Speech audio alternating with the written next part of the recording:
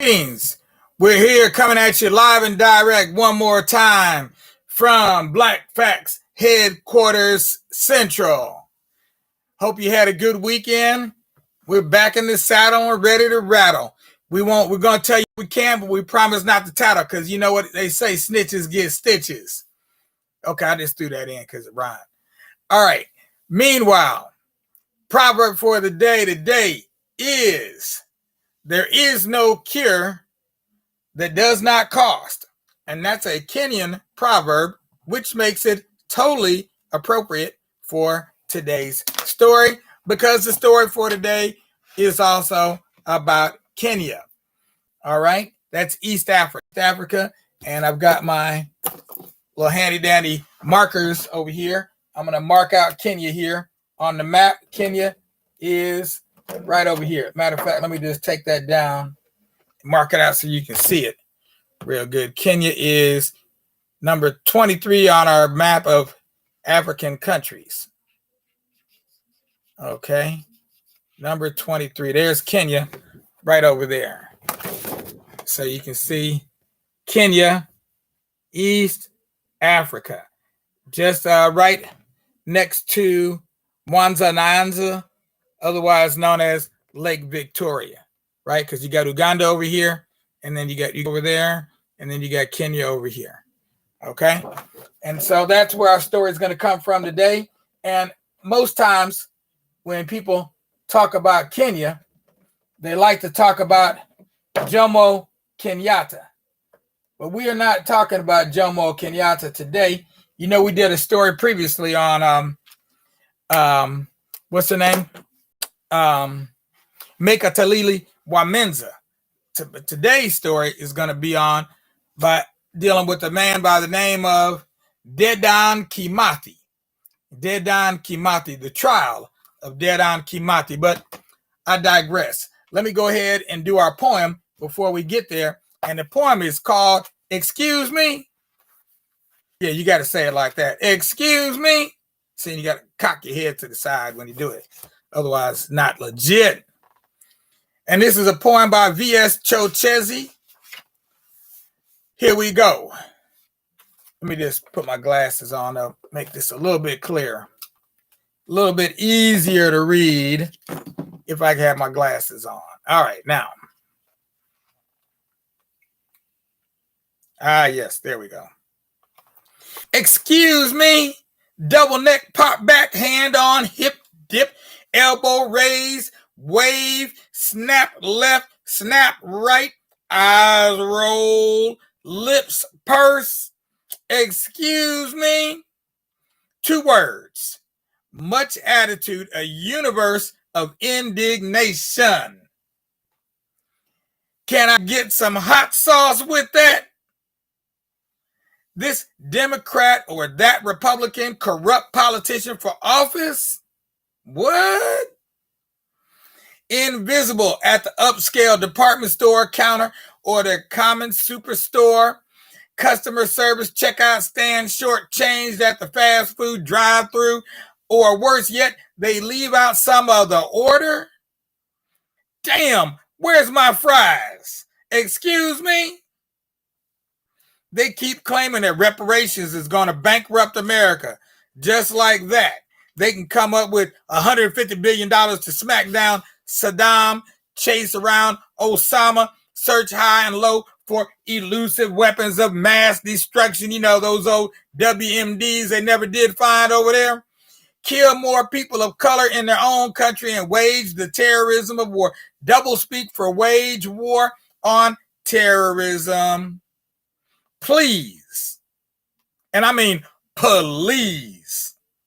Double neck, pop back, hand on hip dip, elbow raise, wave, snap left, snap right, eyes roll, lips purse. Excuse me?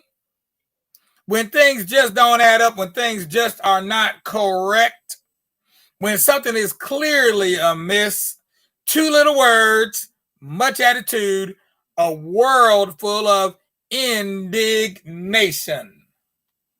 From V.S. Chochezi. Excuse me? I don't think so. All right.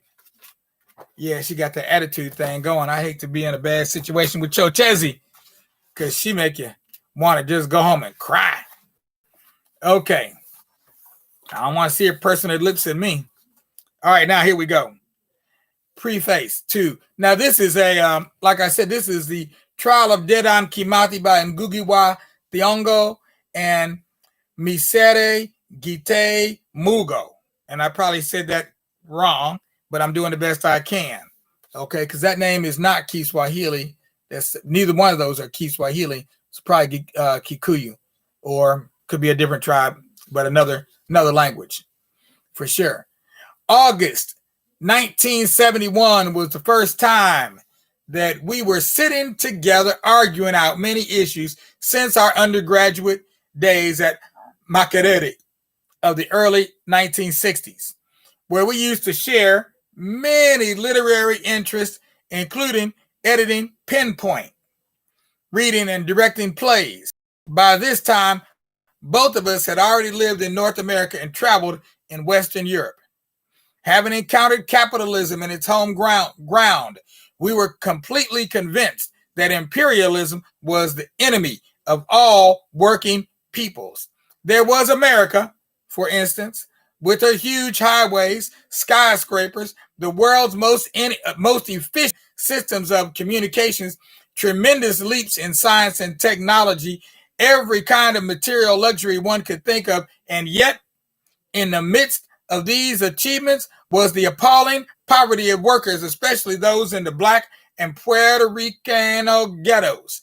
All the advantages of modern science and technology, the wealth produced by the labor power of many people, went to the hands of a few and not to the many. Amidst these were also the Indian reservations, while abroad were the giant American imperialist projects of theft through deception, murder, and enslavement of the people of Africa, Asia, and Latin America. There was the American direct occupation of Vietnam and South Korea. There was the indirect American control of South Africa and Palestine. Truly, America's immense wealth was gained through the impoverishment and misery of millions. Hey, Rufus, I see you out there, man. What's going on? All right. We discussed the Vietnamese people's struggle against American imperialism. They would surely win, we said. This led us back to Mau Mau. Y'all heard of the Mau Mau? The actual subject of our discussion was the theme of Mau Mau struggles. The actual subject of our discussion was the theme of Mau Mau struggles exhausted in our literature. Had this heroic peasant army armed struggle against the British forces of occupation been adequately treated in our literature? Why was Kenyan literature on the whole so submissive and hardly depicted the people, the masses, as capable of making and changing history? Take the heroes and heroines of our history: Kimathi, Koitalel, Mekatalili, Mary Nyanjiru, Wayaki. Why were our imaginative artists not singing songs of praise to these and their epic deeds of resistance? We have the same question over here. We were talking about this yesterday on a Zoom. What was it? It was a Zoom gathering. Okay, almost like a Zoom panel discussion. We were talking about this in terms of Marcus Garvey. Whose history and whose deeds, and Malcolm X for that matter, whose history and whose deeds were the historians and creative writers recording for our children to read? There was no single historical work written by a Kenyan telling of the grandeur of the heroic resistance of Kenyan people fighting foreign forces of exploitation and domination, a resistance movement whose history goes back to the 15th and 16th centuries when Kenyans and other East African people first took up arms against European colonial power. The Portuguese, forces of conquest, murder, and plunder. Our historians, our political scientists, and even some of our literary figures were too busy spewing out, elaborating, and trying to document the same colonial myths which had it that Kenyan people traditionally wandered around aimlessly from place to place, engaging in purposeless warfare, that the people readily accommodated themselves to the British forces of occupation. For whose benefit were these intellectuals writing? Unashamedly. Excuse me. Oh, excuse me. Some were outright defenders of imperialism and lauded the pronouncements of colonial governors, basking in the sunshine of their Pax Anglo-Africana commonwealths. Yeah, we got some Pax Africanas over here right now. So why not a play on these neglected heroes and heroines of the Kenyan masses? Kimathi, for instance. Yes, we agreed. We would co-author a play on Kimathi and later on Koitalel and Mekatalili. And how were we to do it? With one of us in Nairobi and the other in New Brunswick. Before the internet, right? Pre-internet days. We would try co-authoring through correspondence. This turned out to be too unrealistic, what with the distance and other commitments. It was not, in fact, until 1974, when we were already colleagues in the Department of Literature at the University of Nairobi, that our dreams of 1971 materialized. The writing of the trial of Dedan Kimathi has been both challenging and exciting. It has put us through a lot of education in connection with the continuing struggle against economic and other forms of oppression. We also discovered that Kimathi was still a hero of the Kenyan masses. One day, for instance, we visited Kimathi's birthplace, thanks to Dr. Mundia, who organized the trip, with the aim of eliciting a first-hand assessment of Kimathi from the people who had known him as a child, a villager, and a guerrilla hero. It was a Sunday.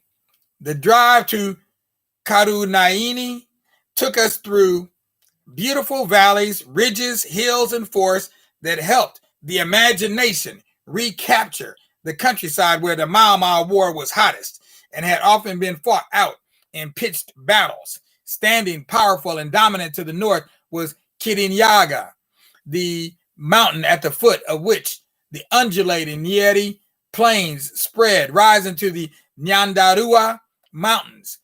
Karunaini was right next to Nyandarua Forest and standing very near the school where Kimathi once taught. We could see the spot where he was finally shot down. The huge trench that the people were once forced to dig by the British forces so as to cut off the villagers from the forest was still visible. Why did they want to cut off the villagers from the forest? That's the question. And I think that may be the answer to that question, may be in a Bob Marley song called Kaya. Listen to his song Kaya.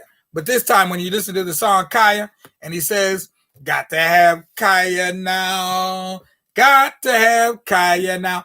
Stop thinking of it as reefer because it ain't marijuana, okay? Kaya has nothing to do with reefer.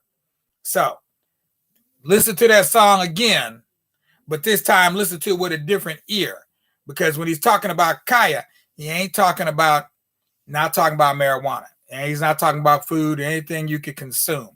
It's something else entirely, okay? I'll explain that tomorrow because we had to leave off there, but we'll be picking that back up on the new day. This is going to be our book for the week, The Trial of Dedan Kimathi. All right, and it's going to get very interesting because I'm going to have to sing a song. I think I might have to sing it tomorrow. I might be able to hold off till Wednesday, but I got to sing a song in Kiswahili, and that, my friends, is going to be a challenge. I'm looking for somebody to help me with the song, as a matter of fact, just to get the pronunciation and the cadence correct, because I have no music to go with it. All I have are just the words. All right. So meanwhile, we're going to go ahead and sign off. This is Doc Ock at noon and 9 signing off. But please do not forget, you see the button, the donation button at the bottom, right up, you'll see it right up underneath this post. You'll see the donation button. If you want to make a donation, which you need to do, go ahead and click that button.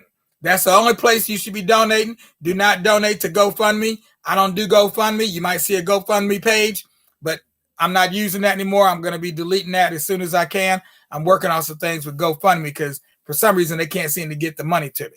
I don't know what their problem is, but we're only going to use collecting donations through Facebook at this time. So that's where you go to donate. If you want to help out any other way, I'm looking for some story readers. You don't even have to be a storyteller, but if you would like to read a story, you can read the story one day, and I'll kick back and listen to you read a story. So I'm looking for people to donate some time in that manner. And if you can't do either one of those things, well, go ahead and give us a like, give us a share on Facebook, or give us a thumbs up and subscribe on YouTube so you can be aware and be Johnny on the spot the next time we're here and you're over there. Beware. Peace out, y'all.